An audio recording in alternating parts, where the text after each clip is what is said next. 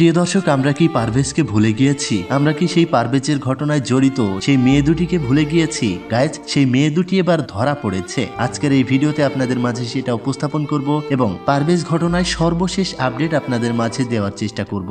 Guys, CCTV ফুটেজে দেখা যাচ্ছে মেয়ে দুটির বয়ফ্রেন্ড পারভেজের সাথে তর্কাতর্কি করছে এবং পারভেজকে আক্রমণাত্মক ভাব নিচ্ছে। গাইজ, সর্বশেষ পারভেজকে এই মেয়ে দুটি তার বয়ফ্রেন্ড দিয়ে দুনিয়া থেকে বিদায় করে দিয়েছে। তো তার ভিতরে প্রথম তিনজনের রায় হয়ে গিয়েছে এবং সর্বশেষ ধরা পড়েছিল মেহেরাজ, তারও কিন্তু 5 দিনের রিমান্ড হয়েছে। তার ঘটনায় এখন পর্যন্ত 6 জনকে গ্রেপ্তার করা হয়েছে।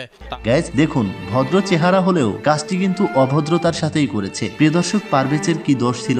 দোষটা ছিল হচ্ছে সে বন্ধুদের সাথে চায়ের আড্ডা দিচ্ছিল, তখনই এই মেয়ে দুটি পাশ দিয়ে হেঁটে যাচ্ছিল। তাদের দেখে নাকি পারভেজ হাসছিল, যার কারণে পারভেজকে দুনিয়া থেকে বিদায় করে দিয়েছে। তো সর্বশেষ এই দুটি মেয়ের ভিতরে একটা মেয়েকে খুঁজে পাওয়া গিয়েছে এবং তার জবানবন্দি নেওয়া হয়েছে। চলুন সেই মেয়েটি কি বলে দেখে নেওয়া যাক।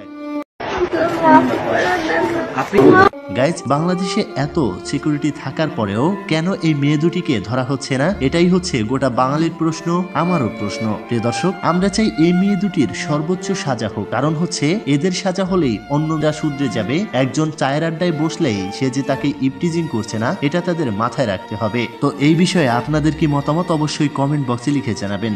গাইজ, এবার আসি সর্বশেষ আপডেটে। বন্ধুরা দেখুন, ফরিদপুরে এমন একটা ঘটনা ঘটেছে যে মেয়ে আর মেয়ে মিলে বিয়ে করে নিয়েছে। ছেলেদের এমনি ভালো লাগে না, ছেলেদের প্রতি ফিলিংস না আইলে আমরা কি করতাম? এদের কোনো সমস্যা হয় না, যত সব সমস্যা হচ্ছে চায়ের আড্ডায় হাসি ঠাট্টা করতে গেলে। তো প্রিয় দর্শক, এই দুটি মেয়ের একজনের বাড়ি হচ্ছে গোপালগঞ্জে, আরেকজনের বাড়ি ফরিদপুর। তারা দুজনে মিলে বিয়ের সিদ্ধান্ত নিয়েছিল, সর্বশেষ পুলিশ তাদেরকে আটকেছে, বিয়ে করতে পারেনি। তাহলে বাঙালি কতটা নির্লজ্জ যে মেয়ে মেয়ে হয়ে বিয়ের সিদ্ধান্ত নিচ্ছে।